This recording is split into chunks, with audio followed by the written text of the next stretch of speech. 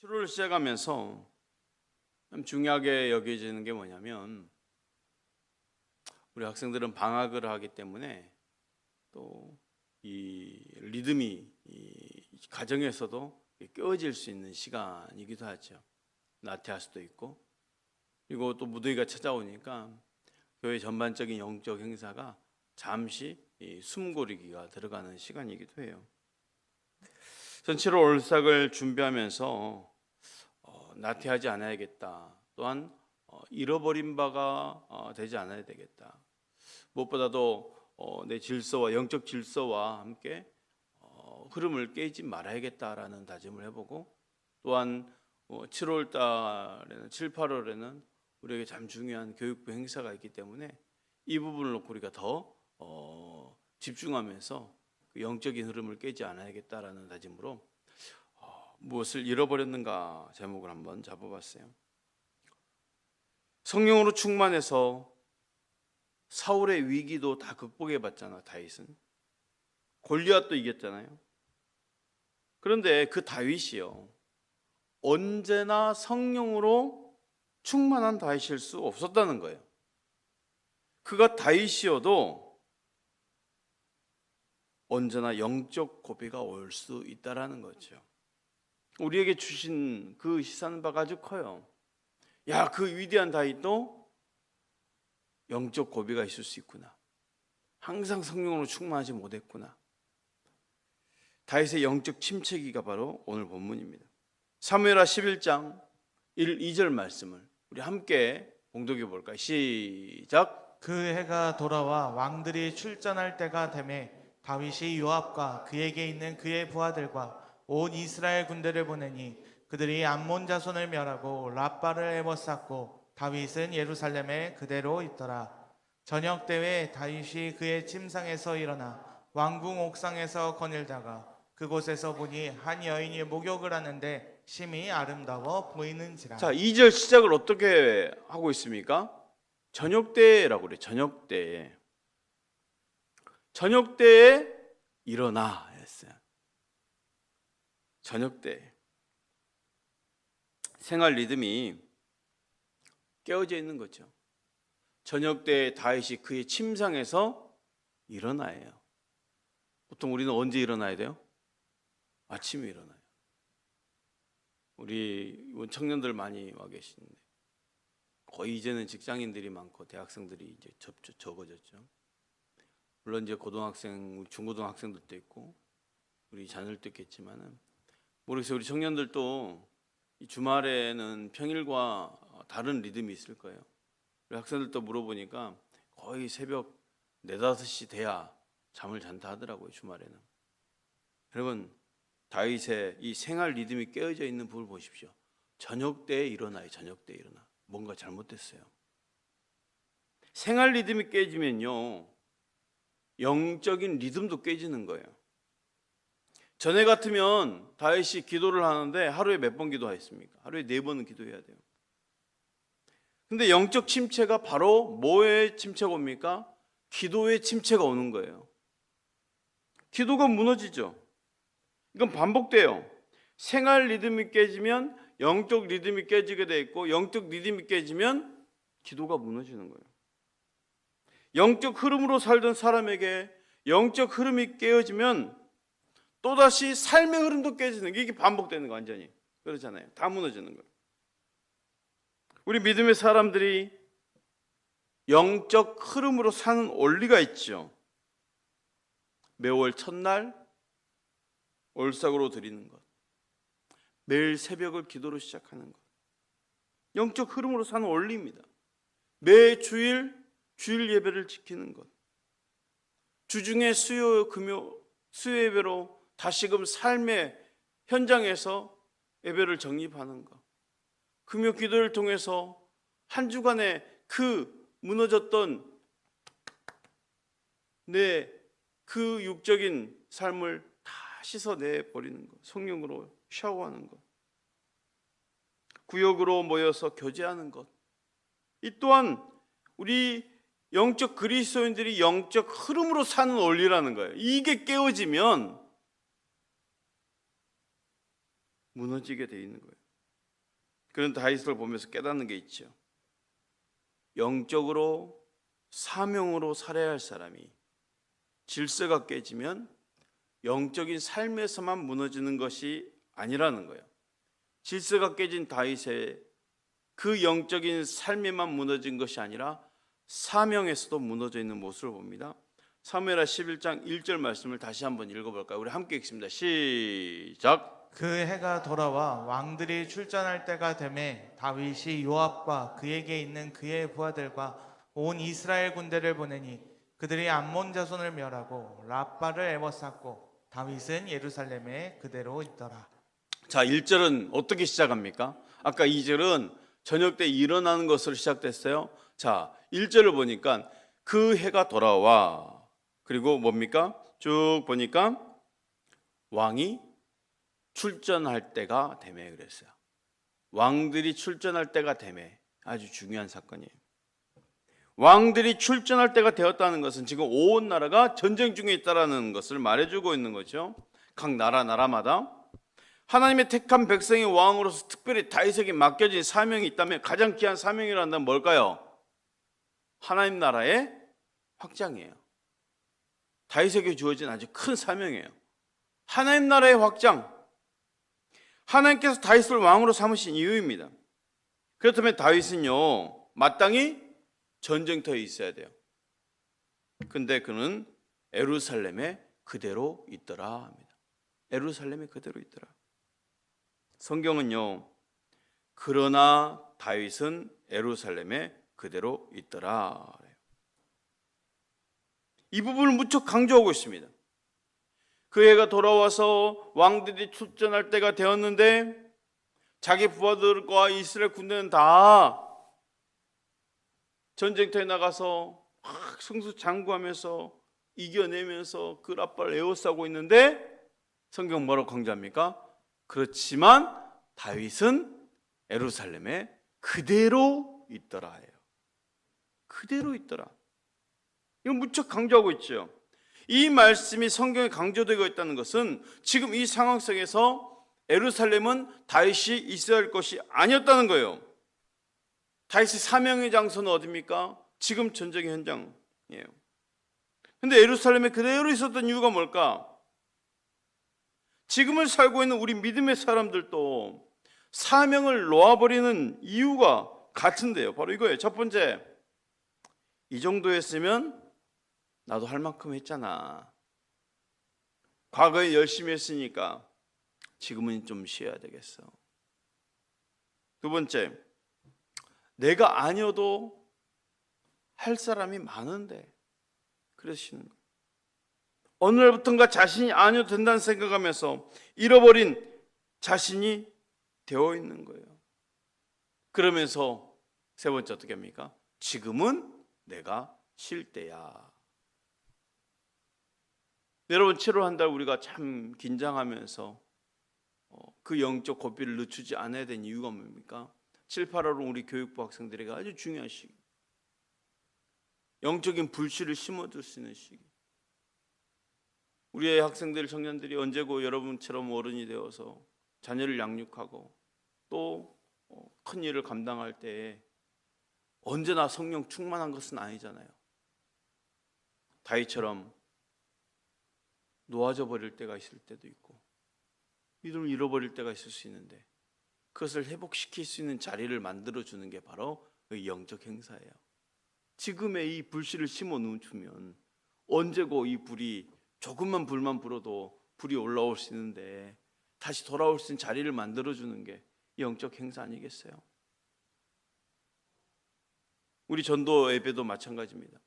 무대 위로 잠시 숨고르기 하는 것 같지만 오히려 지금의 시기가 더 중요한 게 그동안 만났던 분들이 있잖아요. 관계됐던 분들이 있잖아요. 그분들을 이제 소소하게 찾아가는 거예요. 새로운 사람 만나는 것보다. 이게 숨고르기 하는 거죠. 그러면서 흐름을 깨지 않는 것. 우리 예배도 마찬가지. 그런데 벌써 영적 게으름이 오니까요. 죄 지을 기회가 생기는 거예요. 오히려 죄를 지을 기회가 생겨요. 2절 다시 한번 볼까요? 우리 함께 읽습니다. 시작. 저녁 때에 다윗이 그의 침상에서 일어나 왕궁 옥상에서 거닐다가 그곳에서 보니 한 여인이 목욕을 하는데 심히 아름다워 보이는지라. 영적으로 무너지니까 생각지 않게 여인이 모욕하는 모습이 눈에 들어온 거예요. 갑자기 들어왔겠습니까? 아마도 여인은 전에도 같은 장소에서 같은 시간에 모욕을 했을 거예요. 다시 한참 사명에 충실했을 때는 이런 여유가 없죠. 이럴 여인이 모욕할 시간을 볼 그런 여력도 없어요. 또 기도로 충만했다라면 이 여인을 보았어도 문제가 되지 않습니다. 그냥 들어가 버리겠죠. 그러나 영적으로 무너져 있고 사명으로 무너져 있으니 문제가 되는 거예요. 영적으로 충만하면 그 어떤 문제도 문제가 되지 않지만 영적으로 무너지니까 문제가 되는 거예요. 왜요? 영적 게으름에 빠졌으니까. 죄를 이길 힘이 없다라는 거죠. 성령으로 충만해야 죄를 이길 수 있는데 성령으로 충만하지 않는 가운데 인간 안에 죄의 유혹을 이길 힘이 있겠어요? 없죠. 처음에는 이 여인이 누구인지만 알아보려 했어요. 그런데 점점 다윗이 자신을 잃어가는 거예요. 오늘 말씀의 제목은 내가 무엇을 잃었는가요?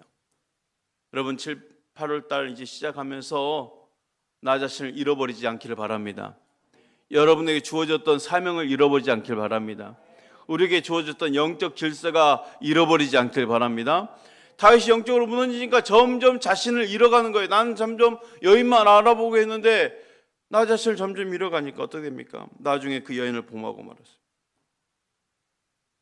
이것은 예전에 다윗의 그 충실했던 모습이 아닙니다. 전쟁터를 누리고 하나님 나라를 확장하고 골리앗을 이겨내고 사울왕에 쫓기면서도 하나님을 의지하면서 살아가는 그 다윗의 모습이 아니었어요. 다윗이 성령으로 충만했을 때는 그 어떤 것도 문제가 되지 않도록 이겨냈잖아요. 골리앗 앞에도 사울 앞에도 죽음도 외로움도 슬픔도 아픔도 오랜 기다림도 다 이겨냈어요. 그런데 지금 죄를 이길 힘이 없는 거예요. 나태해지고 생활 리듬이 깨지니까 영적 리듬도 깨지고 영적 리듬이 깨지니까 가장 먼저 찾아오는 것 기도가 무너지고 기도가 무너지니까 죄를 지을 기회가 많이 생기고 죄의 유혹이 들어오니까 이 죄를 이겨낼 수 있는 힘이 없어지는 거예요. 이게 반복되는 거예요. 그리고 그 죄는 멈추지 않고 계속해서 잉태되는 것을 보죠. 5절 말씀 함께 읽습니다. 시작. 그 여인이 임신함에 사람을 보내 다윗에게 말하여 이르되 내가 임신하였나이다. 바세바가 임신했다는 것은요, 다윗의 죄가 잉태되고 있는 현상을 보여주는 아주 극적인 장면이에요. 죄는요 반드시 둥지를 틀게 되어 있어요. 그리고 이 죄는 해결하지 않으면 멈추지 않고 계속 자랍니다. 그리고 반드시 그 죄는 발목을 잡게 되어 있어요. 왜요? 죄는 한 번으로 끝나는 것이 아니기 때문에. 다윗은 자신의 죄를 감추기 위해 수단과 방법을 가리지 않았잖아요. 전쟁터에는 그 바세바의 남편 우리아를 불러서 다시 바세바 동침하게 만들지만 자신의 뜻대로 되지 않지 어떻게 합니까? 이 바세바를 자신이 쓴 서신에 손에 들려보내서 전쟁터로 다시 보내죠. 이 편지는 뭐예요? 자기 자신을 죽이라는 명령이에요. 전쟁의 가장 선봉에 서게 해서 빠져라는 거예요. 바세바 이 우리아를 말이죠. 정말 이제 충성스러운 신하를 말입니다. 그렇게 죄를 완벽하게 덮여낸 것처럼 모든 일이 이제 완벽하게 정리가 되고 다윗은 그 여인을 왕궁으로 데려다가 자신의 곁에 두네요. 그런데 이 모습을 성경은 무엇이라고 합니까? 사무엘하 11장 27절 이렇게 말합니다. 우리 함께 읽습니다. 시작. 그 장례를 마침에 다윗이 사람을 보내 그를 왕궁으로 데려오니 그가 그의 아내가 되어 그에게 아들을 낳으니라. 다윗이 행한 그 일이 여호와 보시기에 악하였더라. 자, 말씀 잘 보세요. 여기까지는 참 좋아요. 다윗이 장례를 마침에 다윗이 그 사람을 보내서 그를 왕궁으로 데려오니 그가 그의 아내가 되어 그에게 아들을 낳으니라. 여기까지만 하면은 해피엔딩처럼 모든 게 잘 감춰지고 좋아지고 잘 정리가 되고 완벽하게 된 모습처럼 보여집니다. 근데 결정적인 게 있죠. 따라서 다윗이 행한 그 일이 누구의 보기 악했다고요? 여호와 하나님 보시기. 다윗이 행한 그 일이 여호와 보시기에 악하였다. 이게 너무 중요한 거죠. 다윗은 죄를 완전하게 숨겼다고 했지만 하나님은 아닙니다. 결국 하나님 그 죄를 드러나게 하셨잖아요. 모든 사람 앞에 드러나게 하셨잖아요. 그런데요, 이 다윗의 나태함과 그로 인한 죄의 유혹을 이겨내지 못함과 죄가 장성해서 계속 잉태되는 상황과 그 모든 불완전한 모습이 끝이 아니죠. 결국이 있어요. 이 사건에도 결국이 있어요. 뭐냐? 결론은요, 다윗이 어떻게 회복할 수 있는가예요. 철저하게 무너졌지만 회복이 중요하잖아요. 어떻게 회복할 수 있는가예요. 아이의 죽음, 그 잉태된 아이는 죽었잖아요. 그리고 또 다른 자식들의 배반들, 국가적으로 엄청난 시련, 심지어 압살롬에 의해서 왕이 보좌까지 쫓겨나기까지 한 다윗이 그 처절한 죄의 대가와 함께 자신을 다 잃어버리잖아요. 모든 것을 잃어버리는 모습이잖아요. 그런데 어떻게 그 자신이 회복될 수 있었는가? 이게 제일 중요한 거예요. 회복의 회복. 이 회복의 최고의 키는 바로 회개입니다. 회개예요.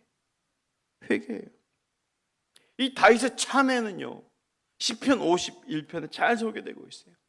지금 이 사건에 의해서 처절한 몸부림으로 회개한 그 장면이 바로 시편 51편이었거든요.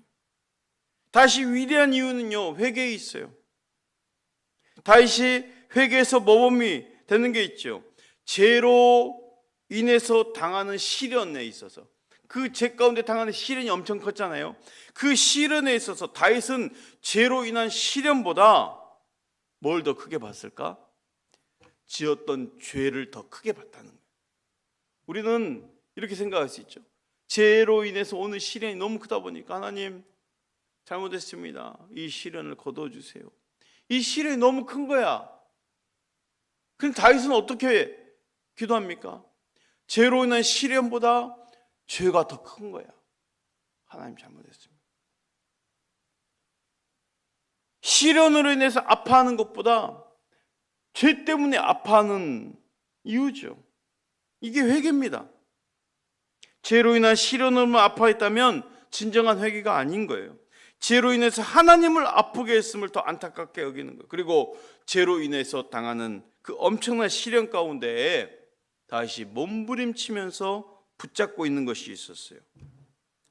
다윗은 단지 죄로 인한 시련의 감소, 하나님 이 시련을 없애주세요, 나에게 고난을 거둬주세요 라면서 몸부림치며 기도한 것이 아니었어요. 그가 진짜 강조하는 게 있어요. 붙들고 있는 게 무엇이에요? 내게서 성령을 거두지 마옵소서예요.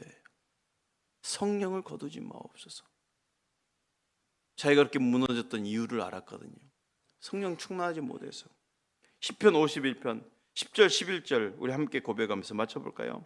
함께 읽습니다. 시작. 하나님이여 내 속에 정한 마음을 창조하시고 내 안에 정직한 영을 새롭게 하소서. 나를 주 앞에서 쫓아내지 마시며 주의 성령을 내게서 거두지 마소서. 성령을 거두지 말라고 그걸 붙들고 기도한 거예요. 사랑하는 성도 여러분, 7월을 맞이하면서 2025년 한 해의 절반을 보내고 하반기를 시작하는 달입니다. 그렇게 본다면 오늘은 2025년 하반기를 시작하는 첫날이죠. 우리 학생들, 청년들 방학이고 또 우리 교회적으로도 무더위 때문에 잠시 숨고르게 하는 그 시간에 우리 모두가 하반기를 시작하면서 어떤 결단이 있으면 좋을까요? 여전히 영적으로도 육적으로도 삶의 질서와 영적 질서가 무너지지 않고 항상 성령으로 충만하기를 축복합니다. 사명을 놓아버리지 않는 몸부림이 있기를 바랍니다. 특별히 7월 마지막 주 우리 교회학교 전체 연합 수련회를 진행해요. 그래서 8월 올사학은요 7월 31일 올삭 새벽을 하고 바로 그날 교회학교 수련회를 출발할 거예요. 우리 다음 세대 자녀들이 하나님을 놓지 않도록 이번 한 달 더 집중해서 기도해 주시고, 우리 어른들은 우리 영적 삶의 질서가 무너지지 않도록 더 붙잡고 성령 충만케 되기를 사모하시길 바랍니다.